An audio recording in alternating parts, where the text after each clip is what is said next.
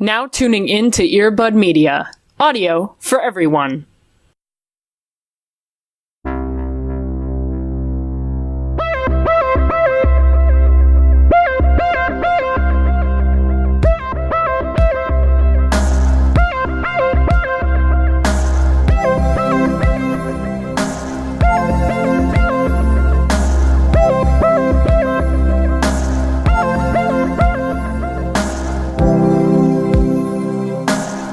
Like we're lying because this is technically not the first episode of the new year, but it's the first episode recording. That's true. In the year of our Lord 2018.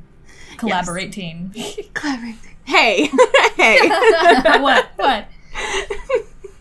I mean, this podcast is nothing but collaborating. So. Hey, yeah. It's great. Good. How are you doing? To forever. Yeah, I'm great. How are you, my dude? That sounded not true. Are you doing well? Yeah, I would never lie to you, Allie. That's never. not, I mean. I've never done a lie to you or to this podcast. Not one. I have my finger on the pulse, and the pulse is a truth. Hi, I'm Pert Hapley. I'm ready to dish out some very good truths. Here we go. I just start, listing out, conspiracy theories. Please, I would literally love nothing more. No. Please, tell me everything. No, I'm not gonna do that. No. If being closer to freezing has given you some sort of innate knowledge of, oh my God, conspiracies, then fuck everything, tell me. I wanted nothing more. So, here's a question. Would you still be my friend and or podcast host if I was a lizard person? Yes or no? Please don't do this right now. I just want to make sure all of our bases are covered. So when maybe, if something happens, we know that we're... Is this going to be the fucking final reveal of this podcast? Is that, you, when we finally meet, you're going to be like, hey, so I know that we've developed this really good trust and this really good bond. Yeah. But I've been a lizard person this whole time. And look, you've come to shed all of your bias. And I'm here to shed all of my skin. Here you go. Hello, I'm Shut a lizard. the fuck up! I hate this! Stop! Please don't make me do this right now. Are you saying... I'm saying that there's still a lot to go on my plot diagram for character development, is what I'm saying. I just can't believe our friendship is so weak that it wouldn't last me possibly being a lizard person. My stomach is fucking clenched right now. Stop. I'm so nervous. I thought we were good, but I guess... Cody, we're business great. Married. We had vows about business. I mean, we are great. Oh, no. We are great. Are you breaking up with me? Is this it? Listen, no. I love that we went from collaborating to you throwing this fucking bombshell on me within, immediately, trust no one, fuck everyone. Oh my God. You're such a water sign. I can't do this right now. No, Cody, we are great. We're perfect. Uh-huh.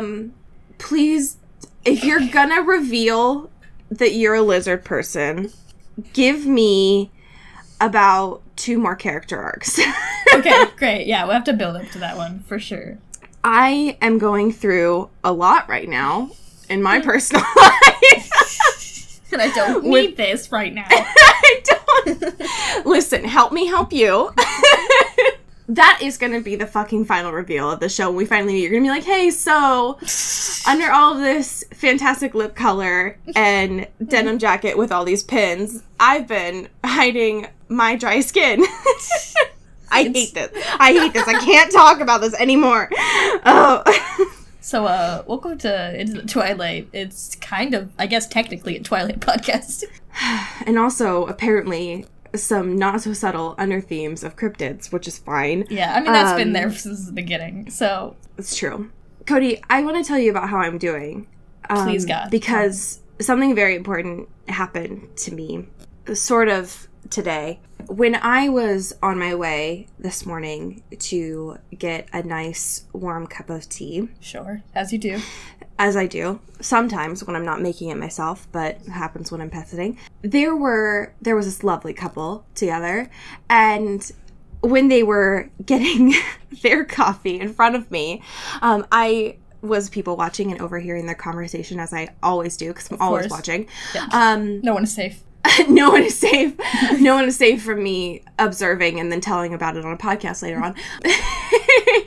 And one of them, as they were walking away, was in mid-conversation and in a very loud way that was so important to me, and in a slightly Midwestern tone said, "Oh boy, I have a hankering for some midnight grilled cheese." Wow. And that was the most important thing that's ever happened to me. Yeah, the mood that I'm taking into 2018. Yeah, that is the fucking mood of my life. Yeah, I've never related to anything more, is what I'm trying to say. Yeah, no, I get it. Even though you don't eat cheese, but, like, it's fine. Yeah. And it's the thought that counts. Listen, sometimes I crave a good grilled cheese, and when I do, it's usually at midnight.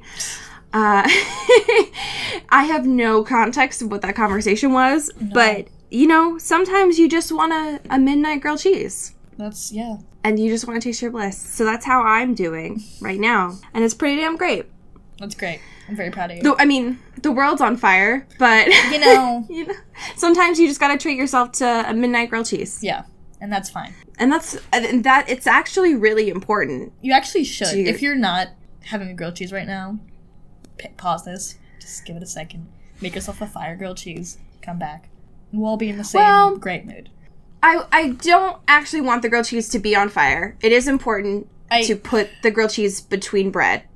Listen, I've watched Did you think I was like, no, put a fucking block of cheese on a pan, crank that shit up to 11.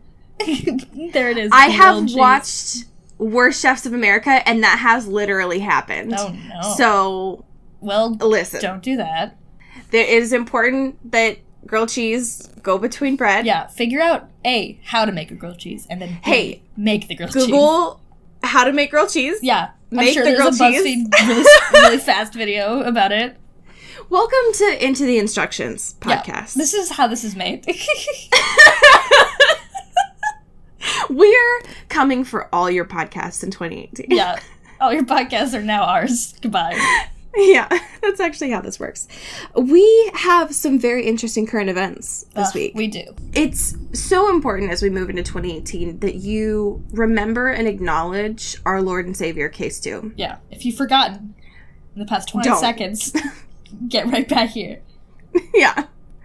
Remember, that should be one of your goals, is like, hey, have you thought about Case 2 today? Yeah. Me with a poster on the side of the road. Just like... It's 9 p.m. Have you thought about Kristen Stewart today? Hey, have a grilled cheese. Think about Case 2. And the Inquisitor is doing some good work. Yeah. They wrote an article on January 2nd titled, fantastically, "Is Kristen Stewart Hollywood's next big director? Debut stuns critics with hunting psycho thriller." Basically, it's all about the short film Come Swim, which is A+. I haven't watched it. I'm just gonna blindly vouch for it. Yeah.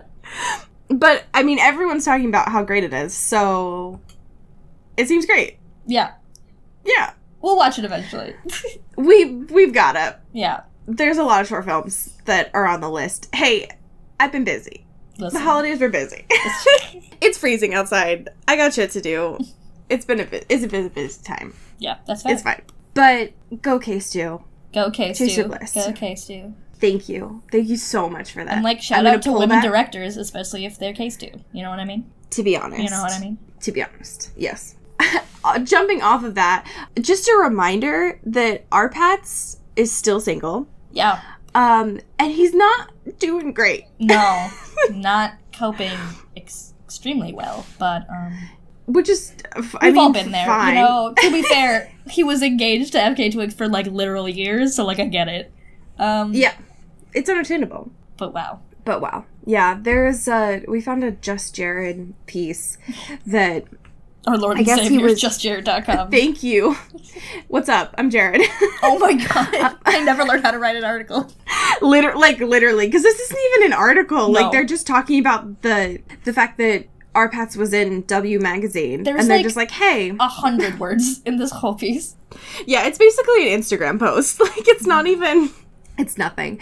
Anyway, Our Pats apparently, in the W Magazine piece, opens up about being a loner. So, I mean, same, but also, like, damn.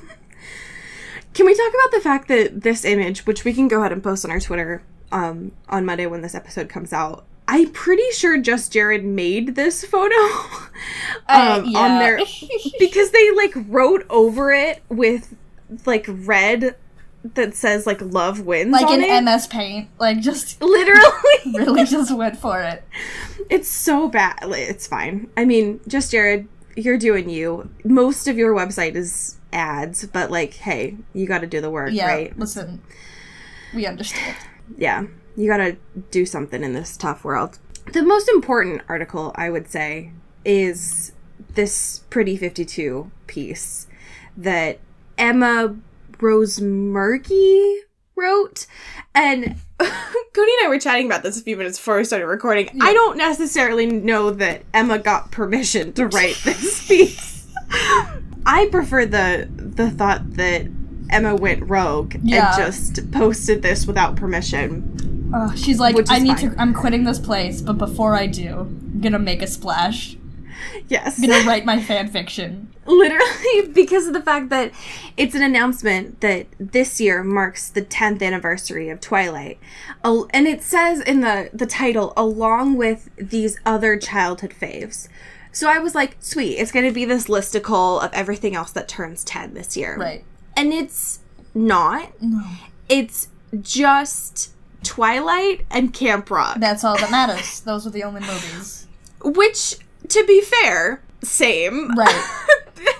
Very important to my adolescence. But also, it's a lot of photos. It's not really a lot of article. Yeah. And also, she talks about 50 Shades of Grey, which, like, sure, is a logical leap to go if you're talking about Twilight. Not if, however, you're talking about movies that came out 10 years ago. Right. Like, what happened here? How did we get here? Especially when the only connection that she made between Twilight, 50 Shades, and Camp Rock is...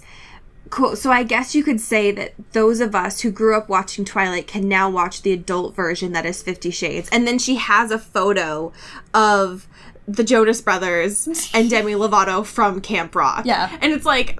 So you just imagine that these three get together and it's like, hey buds, want to watch Camp Rock? Or fucking no!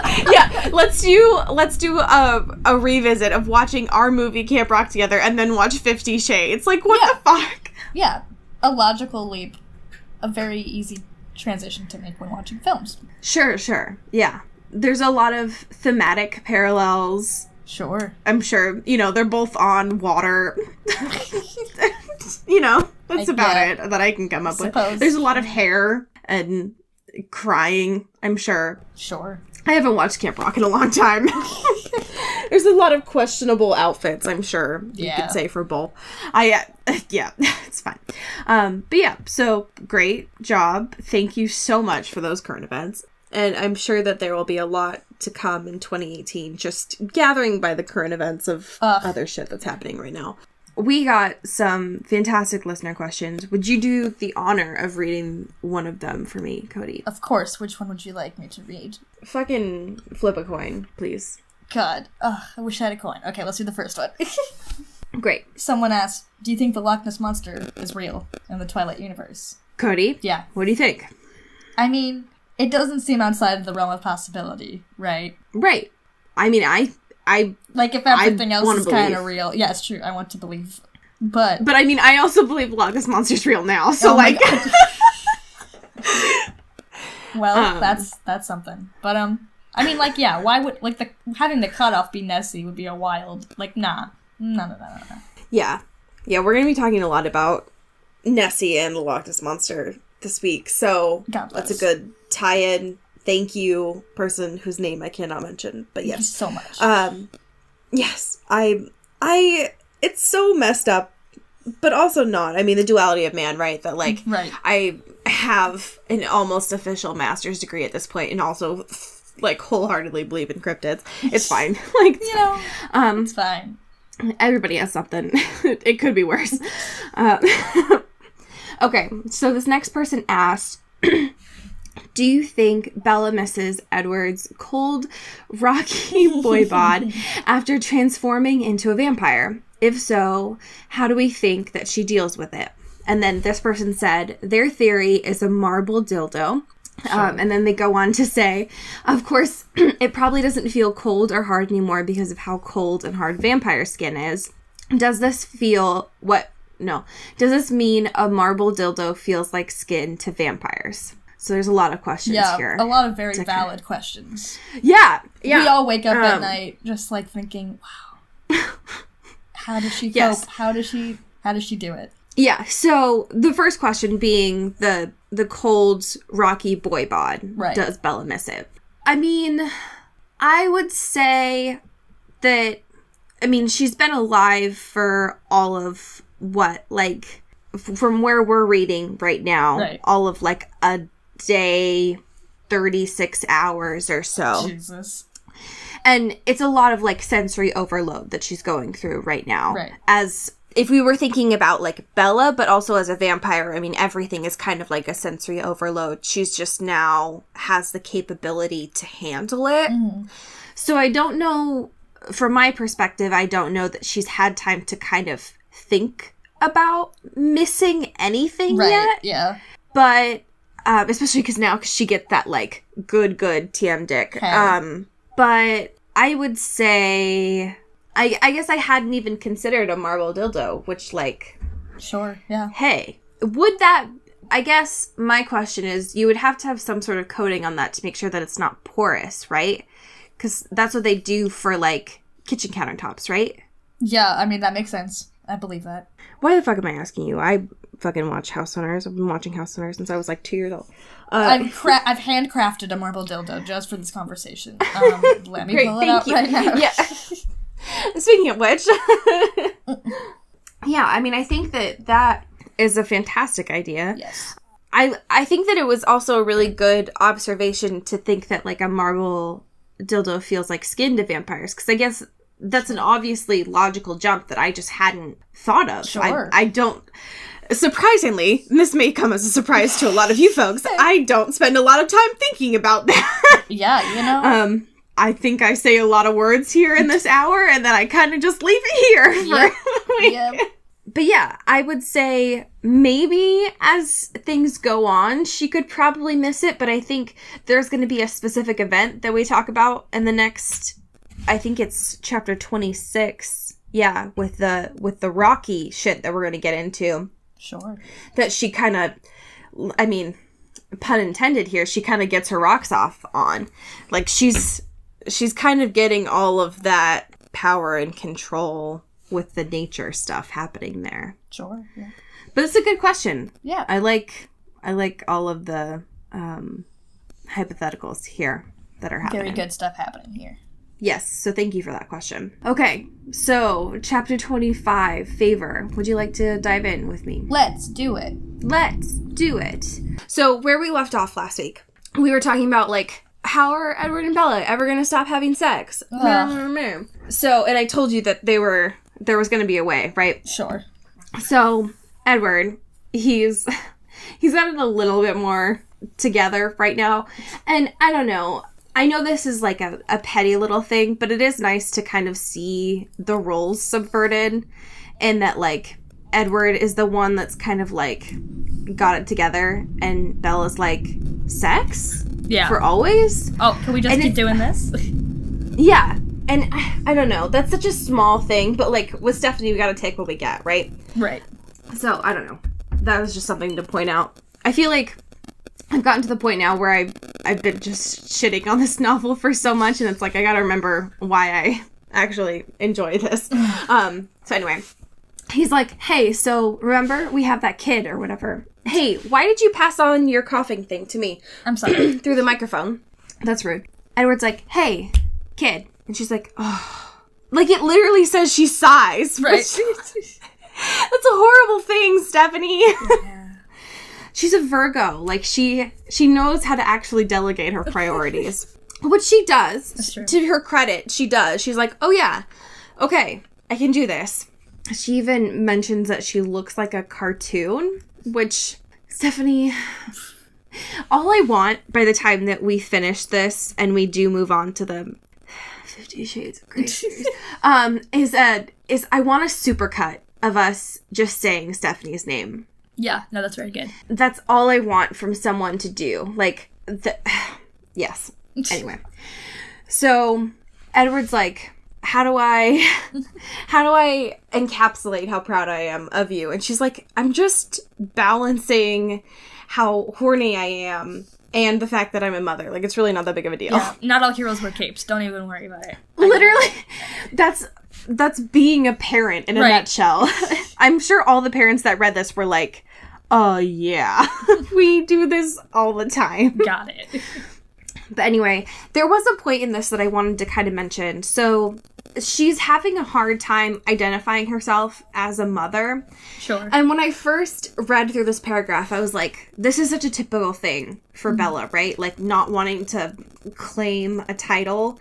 Like, she didn't want to do the whole, like, girlfriend thing. And she didn't want to do the, like, engaged and bride and stuff. So it's very in Bella's character. Yeah. But there's also a point in this where she was pregnant for all of, like, 2 seconds. And so she didn't really have that processing time. And so I am kind of glad that Stephanie included this part because, one, for an average person that carries a child, like, that's part of why, like, postpartum depression happens. It's like, this is confusing. Like, how do I handle this change of, like, being responsible for a human, let alone the fact that, like, Bella didn't even get any processing time for that. Right. That would have been, like, an interesting component to this, is, like, here's this immortal who's still kind of grappling with this fact. Instead, we get, like, 3 pages of how pretty she looks in a fucking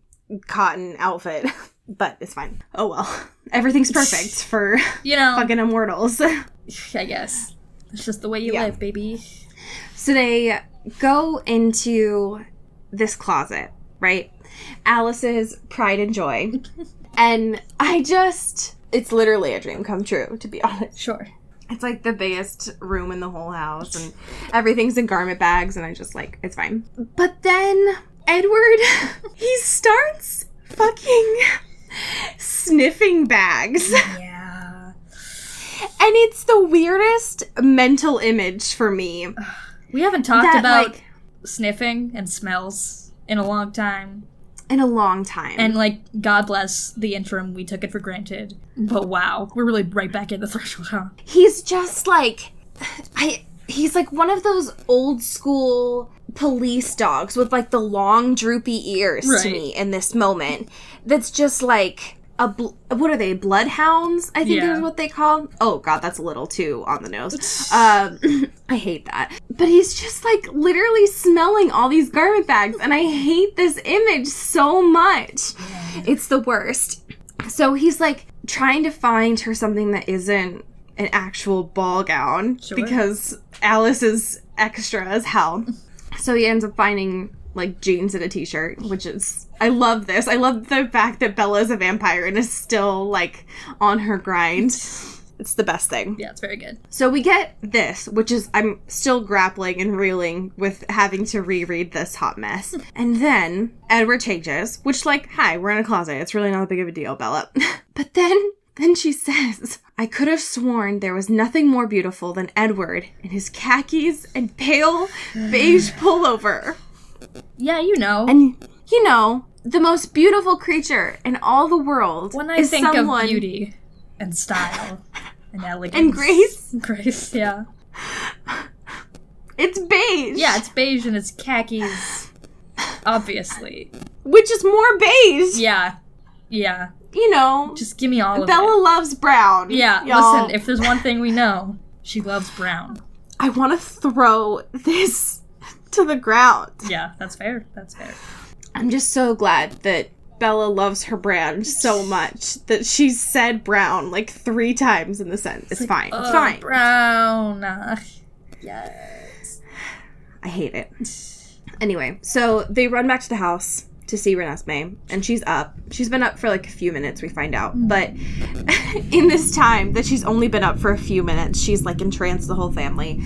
And she's playing and destroying silverware. Yeah. Which we find out is Esme's second best silverware collection. It's very good. And all I can imagine is Esme's like entranced by all this, right? Because child. Right. But also she's like, can they just fucking wake up? Because these are my precious silverware. Which I love. I love this so much. During all of the apparently sex and 2 seconds that they were running over here, right. Bella had been freaking out about how much Renesmee had changed, and apparently it's not that bad. She'd gotten a little bit different, but not too much. Right. Which is great. And then Emmett. So when we were discussing last week, Emmett was still like making all of those sex jokes. He's still on his grind. Of course. Which is A+. Yeah, very good. Emmett had all these expectations that they were going to destroy the cottage, apparently. And, of course, they did not do that. No. And so Emmett is upset about that, but his version of being confused is just like screaming and laughing about it, which is very good. That's just so good to me to read. I love that a lot. And then we find out that all the wolves are gone, as they're kind of getting caught up on everything that's happening. And Rosalie is pissed, of course, because why? It's not like in the matter of a couple of hours, Rosalie and Jacob would have patched up all of their problems. Right, of course. But then she says something a little flippant of, we won't be here that much longer. And then things get a little problematic, Ooh. I would say. Because we come to find out after Edward just, like, growls. Right, yeah. Which, like, first of all, Edward, mood. Excuse me. And then Alice, like, jumps on her feet and just, like, starts screaming about Jacob. She's like, I can't see anything, so someone fucked everything up. And then she looks over at Bella and is like, you're in jeans? I set up this whole thing. We had plans. Yeah. I was going to do a whole photo shoot, and you chose jeans out of this whole thing. So she's pissed. Yeah. And then we find out what Jacob did, which was talk to Charlie. And sidebar, yeah. I miss him. Me too. I miss Charlie. Yeah. But we don't have to wait too much longer, because Charlie is in the picture. He's coming to the house in the next few pages. God bless. Yes, but also not, because Jacob spilled the beans in a very Jacob-like way. So what ended up happening, of course, is Jacob found out that the Cullens were planning on leaving, and him being the, like, if that's gonna happen, then everything needs to go to shit. They can't just leave. They can't just take my baby from me, my absolute love. No, I'm gonna fuck shit up. So what he ended up doing was going to Charlie and getting naked in front of him, apparently. You know. As you do, I guess. Sure. And just phasing in front of him. Yeah. Because why not just scare the shit out of poor, delicate Charlie Swan? Oh, real soft. As if he needed anything else. So anyway, that's happening. During all this, Bella's getting very pissed, so she asks to hold Renesmee. She mentions that she's holding her like a talisman against rash behavior. Oh my god. I love this idea so much that it's just like, okay, I'm gonna hold my daughter, and if I do that, then I can't kill anybody because she's important to me. Yeah, so we're good. Great. We're great. So Jacob comes in, and he's, like, all happy and chipper, and he's like, hey, guys, hey, so, good stuff, I fixed everything. Not realizing that Bella is actually a newborn still, and even though she has all this super good self-control, bringing in someone with an actual beating heart could actually fuck everything up, especially when he's her family. Yeah, sure. Because he's 15 and has no sense of consequences at all. So, great. Good job, Jacob. You're doing amazing, sweetie. Except not terrible. Yes. So, Edward is pissed, and he, like, gets in Jacob's face and is like, I don't understand why you did this. Like, you're gonna put this, like, white-hot iron down her throat, and you just don't give a shit. And he's like, oh, so this will be, like, hard on her? Yeah. God damn it, Jacob. Yeah. It's just all about you. We're just in the Jacob show. Don't understand. It's fine. I'm fine. It's my favorite thing about this, though, so when Bella's, like, all up in his face, too, and is like, I need you to explain every single word of what happened. Don't paraphrase this. I need you to tell me what you did to my father. So we find out that when he faced in front of Charlie was super brave about it, and that he didn't, like, pass out or throw up.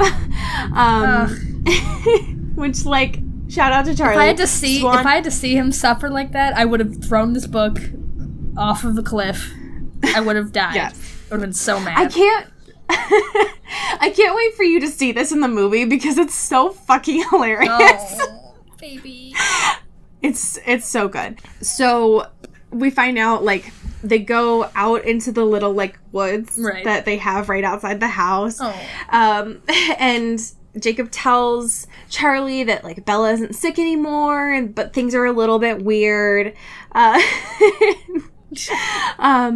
And so once he phased back and everything, Jacob, like, tells him, like, so the world you thought you lived in is, like, not that. But the good news is, like, nothing's changed except for you just know now. Which, like, oh, just God, great. Jacob, you're the worst. You're the worst thing. And so he was doing all this, like, vague stuff to, like, tell about himself without telling about Bella's secret, right? So kind of skirting the news so that Jacob didn't break any of the rules, and so Charlie doesn't have to die, right? Which, like, thanks, Jacob. Yeah. Thank you so much. And my favorite thing about this is that when Jacob started telling about the werewolves, Charlie cut him off and said that he would rather not know. Like, the less he knew, the better. Yeah. Which is, for me, very on brand for Charlie. The one thing that I want to discuss with you about this is, so apparently during the production of the Twilight Saga, there had been talks from Billy Burke that he wanted Charlie Swan to kind of know about the vampire lore. Right. Because he's a police chief. And so how would he not know the legends of the town? And so, like, the fact that he would know, but he just, like, he sort of knew, but he didn't believe in it, or he didn't care. Ugh. So I was curious. I wanted to know your thoughts about this theory and how that would have changed, I guess, everything. Right. Ugh. Because the fact that he would have had, I mean, his best friend is literally one of the elders of the Quileute, the whole thing. The whole darn thing. The whole shebang. Yeah. Yeah. So I was curious what you would think about that theory. Yeah, I don't know. It would definitely, like, change, like, literally everything and make things probably a little more convenient for everyone involved. Right. For me, I don't know. I kind of like that theory, especially because of the way that Charlie acts at the beginning of Twilight. Right. Towards the Cullens, of the fact that he's like, they're a good family. Yeah. Like, we don't need to shit on all of them. Yeah. Right. And I mean, while that conversation has always played into, like, our Charlie Swan, Daddy Malfoy kind of thing. Yeah. I feel like in a town that small, how do you not hear all of the, like, the folklore and the legends and the talk and everything? And especially in the PNW where we have all of this talk about cryptids and such, I feel like it would be hard not to hear someone stumbling out of the woods being like, I saw this thing. Kind of like what Bella does in New Moon of, like, I saw this big-ass bear. So I feel like he would know about all of that. Right. And being him, he'd probably just be like, it's not real. Yeah. Kind of thing. And you know what? If it is real, he's still my friend. So, whatever. Right, exactly. Yeah. So, I don't know. I just thought that was interesting. Yeah. So, we get back to this bit here. And Jacob is still kind of recapping everything. Here's what you missed out. Like, right. And they get to the part about Renesmee. And Jacob's justification for this is that she's an orphan ward. And it's just like, Jacob. And we obviously know this, right? Because Stephanie includes on this part, she's like, quote, she's your orphan ward, like Bruce Wayne and Dick Grayson. And it's like, Stephanie, why do you care so much about comics? Yeah, why do you think any of these characters care so much about comics? Literally. But it's fine. Okay. So they're talking about like risk and where. Yeah. All this stuff. And so Alice takes the reins because she's Alice and kind of gets all the shit together. Right. She tells all the wolves to get out or stay away so that she can kind of see what's going on. She tosses Bella some contacts to try and sort of make her eyes not look blood red. And then they try to prepare for Charlie to get there. And it's so cute when he actually, like, when they're preparing for him to arrive, because they start giving Bella, like, human tips as if she wasn't human. 5 minutes ago. 5 minutes. Yeah, exactly. So the whole family does it, right? So there's Esme starts giving a bunch of tips, and then Emmett does too. It's this super cute scene of them just being like, so move your hands and brush your hair back and all of this stuff, as if she doesn't remember it for literally all of her life. Her entire life. Exactly. So as they're sitting there, Bella's holding Renesmee, Edward's sitting next to her. And then Edward gives this talk to Renesmee, which is super fucking wild. Because you have to remember, Renesmee is like a baby. She's growing at a super wild rate, but she's still like a baby. But he looks her dead in the eye and is like, hey, look at me. This is fucking important. Hey, don't fuck this up. Your grandfather's coming, and if you kill him, it's gonna mess this whole thing up. It's gonna be so bad. And he's like, do you get it? And Bella's like, what the fuck are you doing? And Edward's like, no. Like, she gets it. You got it? Good. And he does the eye thing, and then Renesmee's like, no, I got it. Renesmee and Bella just, like, fist pump. It's like, yeah, no, we're cool. We're good. Yeah, it's the weirdest fucking interaction ever. Very good. Yeah. So anyway. So, it gets really, my heartstrings pull because Charlie gets there, right? And he, like, sits in his car for a second and, like, does this whole, like, okay, you got this. You got this. He's playing, like, Eye of the Tiger as he gets there. Like, just blasting it. Yeah, exactly. But, I mean, you have to remember from his perspective, like, he's been lied to this whole time. Yeah. He just wants to see his kid. But as he gets there, and of course, Carlisle greets him, which, like, hey. Of course, Carlisle goes, and he's like, hey, Charlie. And the first things out of Charlie's mouth are, Carlisle, where's Bella? And I'm just like, and my heart explodes. Yeah, because they're talking to each other. Like, oh my God. Bella's like, hey, right here. And you have to remember, like, she's literal bells. Like, the things that are coming out of her mouth are just, like, a ham horn. So it's, like, the worst. Hey, remember ham horns? No, stop.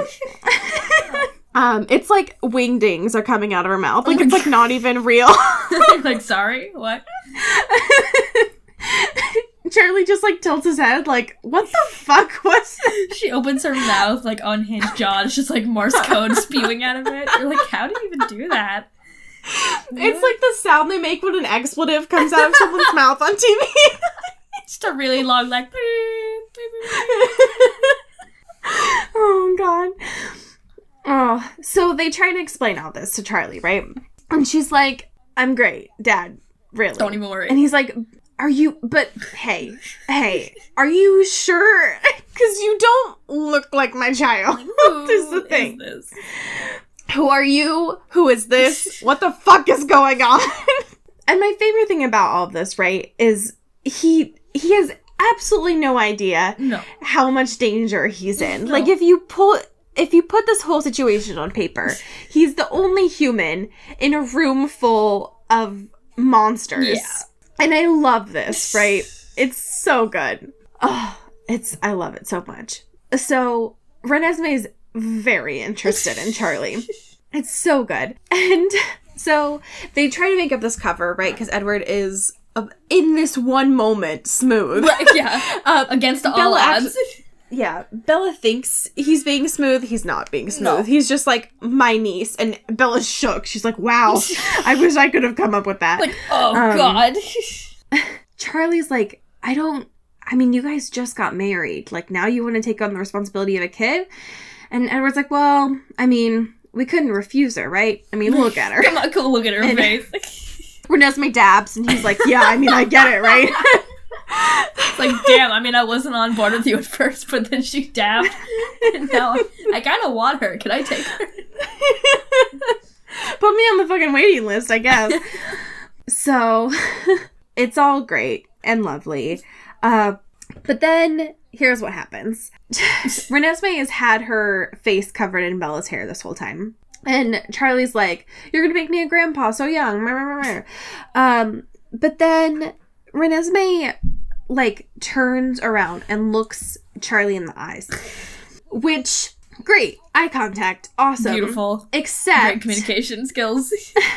Yeah. Good job. Which just... Now I'm just imagining the fact that Renesmee dabbed into her hair. That's a good image for me. Stop. Except for the fact that Renesmee, when she looks Charlie in the eyes, she has Bella's eyes. So Charlie sees this, and then, in swan fashion, just starts hyperventilating. Yeah, just loses it. Which, great, very good. Also, love is Bella's eyes, so specific? No one's ever had eyes like this. Just my daughter. They're the only brown eyes to ever exist. It's not the most common eye color on the planet. Those are my daughter's eyes. So anyway, he starts hyperventilating, and Jacob's like, hey, so we can explain all this, but remember you said need to know. And he's like, oh yeah, okay, so here's the thing, great, but also stop lying. Guys, you're please. all liars. I thought we were I'm done a policeman. And you're all lying to me. My job is the truth and the law. So, I don't know what y'all are up to. But I'm a truther, and you all are not. And so he starts to chill out a little bit, but he's like, what about warning me about this? And he's like, but then he's still trying to calm down. And then my favorite thing about all this is Charlie's like, so here's the thing, Jake. Why are you here? What is your part on all of this? What the fuck is up, Kyle? Yeah. So Charlie's struggling because Jacob starts talking about werewolves, and Charlie's like, no, wait, stop. No, never mind. And then the best part of this chapter happens, which is we find out that during this super dramatic moment, Emmett screams out, go Gators! As you do, you know what I mean? Yeah. So Emmett, during all this, has been fucking watching the game. And I love this so much. Just not the most important thing that's happened in the last few years. It's my dude, can you just pay attention for a little bit, please? I love it. It's actually exactly what Charlie needed. Yeah. It's sports. He's yes, I'm back. That's, yes, finally, something I can relate some to. Some dad shit. Thank you, God. Yes. So he sits down in the chair, and he's like, all right, football, finally. And that's where the chapter ends. It's very good. It's very good. Because Emmett's been making all of these sports sex innuendos, and it's very good. Yeah, boy. So chapter 26 starts off with Charlie and Bella having this conversation as he's about to leave. And we find out that Charlie has done a very good job staying very strong throughout all of this, which has been very good. We find out that those good bones. Yep. The swans are very strong in the face of monsters, so it runs through their blood, which is very good. We find out that he was there for a long time, like 2 games, and the after-game commentary, and the news. Like, he just really missed his daughter. It's like a full day, too. It is. That's a whole day. So he wanted to be there. He just needed to be there within a context that worked for him. Right, yeah. Which is, like, that's fair for anybody. That totally makes sense. Yeah, you know. But he had to leave because Sue and Billy were having dinner with him. And so Seth was like, hey, you need to go. Which is so cute. Like, he just really didn't want to leave. And I love that a lot. So he's like, can I come back tomorrow? And I cry inside. And so they have this whole conversation. He's like, so you're not gonna leave now, right? And they're like, so I think we figured this out. I think it's all gonna be okay. Renesmee's asleep right now. So during all this, Charlie asks, like, if he can hold her. So they try to make this work. And you have to remember, like, even though Bella's a vampire now, they're both still the most awkward people that have ever existed. And I love that a lot. So he tries to hold Renesmee. And the first thing that comes out of his mouth is, she's sturdy. I know. I love that so much. Because even if she wasn't, like, a half vampire, half human kid, like, babies are still very sturdy. Like, that's actually a really apt description of a baby. Yeah. But it's so cute because he's like, this is the prettiest child I've ever seen, including you, kid. And she's like, yeah, same. I agree. Yeah. But he's already started calling her Nessie. Yes. And Bella's pissed. Yes. She's like, no. And she tries to justify being like, sorry, it's Renesmee, like Renee and Esme. And Charlie's like, yeah, that's a dumb name. Anyway, so Nessie and I are hanging out. And Bella's like, God damn it! Everyone stop calling her Nessie. I intricately made this name. Why is everyone doing this to me? I wonder why, Bella. I wonder why. Yeah. And then, of course, we find out her middle name, which is Carly. Cute. Very cute. Yeah. Love it a lot. Carly Why Rae the fuck Jepsen. couldn't you have just... Nothing but why the fuck couldn't you have just... Literally. Shout out to Carly Rae. Why the fuck couldn't you have just called her Carly? Rae Jepsen, colon. Exactly. We're asking the important questions. So anyway, Charlie leaves, and Bella's like, yes, I'm awesome. So that's great. And Emmett is still giving Bella shit. Like, after all this time, because he had been making all these innuendos the whole time that Charlie was there. And Bella's like, you know what, Emmett? I'm fucking done with all your bullshit. Hey, dude, stop. Yeah. I'm over it. And Edweird is... I just said his name really weird. Edweird. It's like Squidward. Edweird. You know what? Actually, he deserves it. It's fine. Absolutely. He's probably so used to getting his name said like that. I guess. Hey, Edweird. Come here. He finally goes over to Emmett and is like, it's a little bit of a bad idea to pick on the strongest vampire in the house, don't you think, Emmett? And he's like, the fuck did you just say to me, Edweird? Sorry. Oh my god, I want Edward to say Edward forever in my mind. It's like, hi, yeah, sorry, I'll fucking punch this baby right now. I'm gonna drop kick someone right now, I swear to God. But that's what they do, right? Yeah. So they challenge each other to a duel. Because Edward had asked... I keep almost saying Edward. This is so fucked up.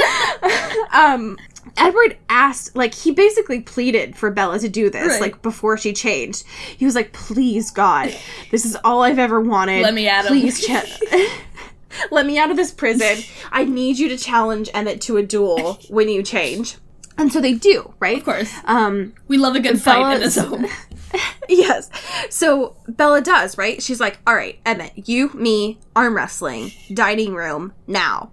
And Alice is like, hey, so, great, love it, perfect, except, that table is antique. Esme loves it. Please don't. And Esme's like, thank you.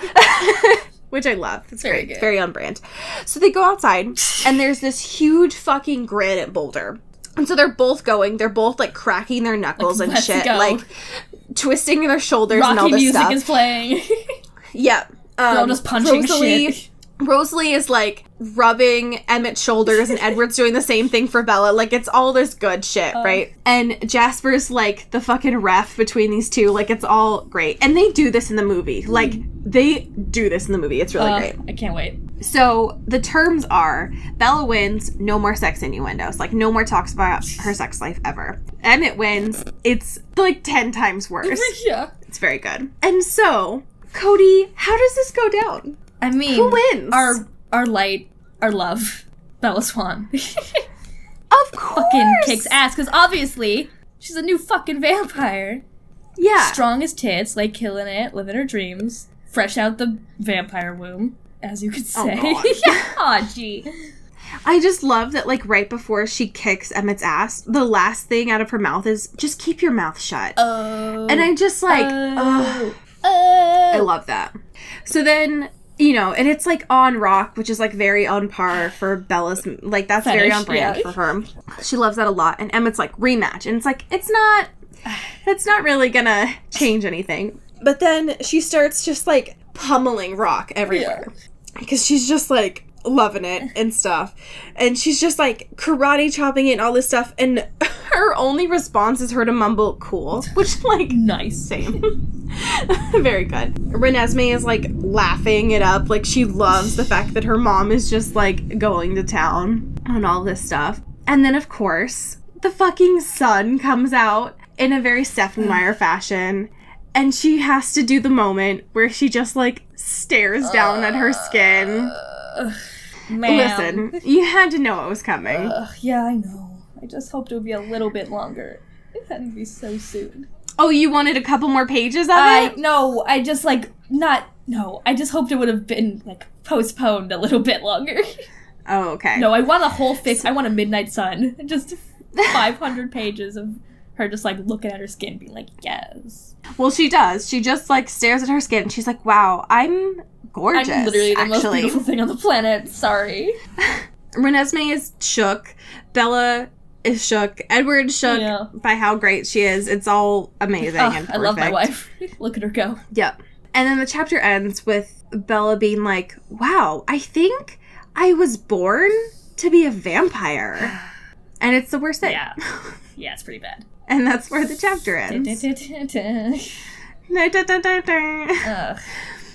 So, next week, we have Chapter 27, Travel Plans, and Chapter 28, The Future. Oh. Bang, bang, bang. Ow, ow, ow. So that's great. I did not pull any iTunes reviews for this week because I think one of the nice things for folks to do would be to text one of their friends and recommend the show. Hell yeah. To them. And maybe screenshot it to send us those receipts. And we'll shout you out next week. Pew-pew.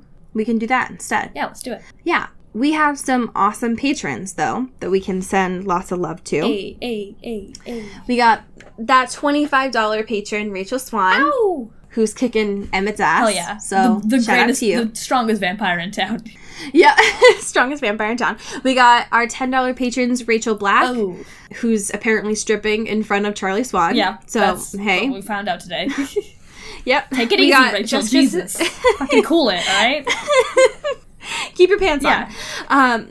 We got Jessica Stanley, who's rocking it in the box office right now with Pitch Perfect. Yep. We got Katie Weber, who's doing that good shit on The Walking Dead.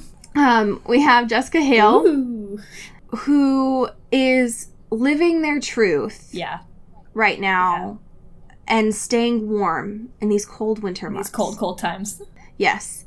And then we have Ems Yulee, who is trying to keep all those goddamn werewolves together. Just trying his best, but really struggling up there.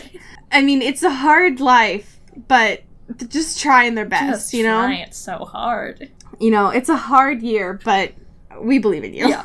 Okay. I have a fanfiction for you this week. Thank God. It was written by iMaverick. Hey. It's titled Through the Ocean of Time, and it was updated an hour ago. Wow. Real fresh shit we're looking at now, huh? It's a fan fiction with the pairing of Bella and Victoria. Oh, hell yeah. Are you kidding me? This is like that Hermione shit. Are you fucking kidding me? Yes. And the summary is Victoria is a witch vampire living in a small town. One night she finds a woman lying in her backyard unconscious. She takes the woman in and cares for her. Time reveals that the woman is meant for a great purpose and is very far away from home. Now Victoria has to help her reach home and get the purpose done. Will they be able to reach across the ocean of time? So I love it. Yes. And this is from Chapter 1, The Lost Girl at My Door. Beautiful. I love it. Yeah. Okay. That's just so, yeah. Now that you said Hermione, I'm like, holy shit. It's just like, wow. Just got whiplash. Like, whoa. Just, that threw me back to a lot. Literally. Okay. Hi, my name is Victoria Bennett, and I'm a librarian here at Dale. But I'm also a witch vampire. Oh. I was born in the 15th century as much as I can remember. The basic qualities that I possess being a vampire is that I'm immortal. I have superhuman qualities, and I can actually glow when I walk into the sunlight. Yes, I can eat food and survive on it, but I actually need blood to remain healthy and retain my powers. I am naturally good looking, actually better looking than a human, not to boast, and I do not transform into some hideous blood-sucking creature when I have to feed. I used to drink human blood earlier, but then later, my conscience allowed me to survive on animals for a long time. Well, now I rarely kill anybody. Being a witch has helped me immensely in that area. I now can create blood as per my wish whenever I need, otherwise there is food to keep me alive, and at least working. Actually, I was not a witch since the beginning. I was a human just like everybody else. I acquired all those gifts when I transformed into a vampire, and it has only been a century at most that I have learned how to use my gifts for my benefit. So now I am perfectly able to alter my face however I wish. I have completely given up hunting either humans or animals. In this world of technology and forensic investigation, a dead body with complete blood loss would not sit well. As trivial as my life is here, I'm completely happy and satisfied. I have a paying job, a small house, and a kitten to be exact, to keep my company. Well, there is something missing. I do not yet know what exactly that is, but there is a small hole in my heart that wants to be filled with what? I don't know. Not that it helps, but I've never met another witch vampire like myself. And a few other vampires, sure, but not like me. Nobody like me. End scene. Yes. Yes. I love it. I love it. I'm a huge fan. Yeah. So, I think it's going to be some good shit. Yeah, I can't wait. Keep doing the damn thing. We'll just read this one as every update. Just this one. Yeah.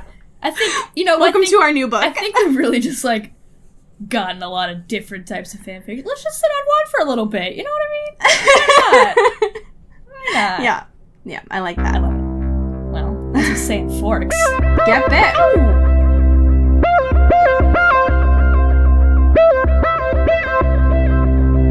This is an Earbud Media production. You can follow the network on Twitter at Earbud Media.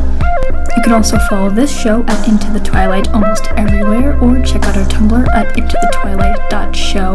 Our wonderful artwork is done by Maddie Padilla, who you can find at YourGhostHost44 on Instagram. Our music is done by Eli Krause, who you can find at krausefilms.com. The intro and outro is done by KB__Smith on Twitter. You can follow Allie at Into Wild Places, and you can follow me at Dyke Discourse. And we'll see you guys next week. Bye!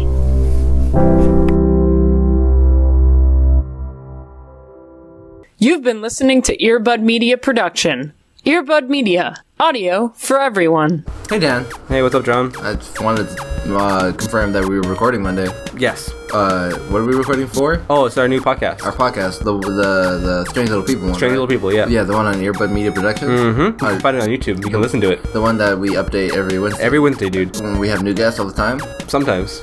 Most of the time. Yeah, and we talk about current events and stuff. People should listen to it, right? Like, yeah. It's something cool. I think people would like it. I mean, you don't have to, but I hope you would. Did you put out the ad yet? The flyers? Yeah, I'm doing it right now, as we speak. No, you're sitting down. No, this is happening right now, as we speak. John, why did my hand just go through you? Oh my god. John. We'll talk about it next week.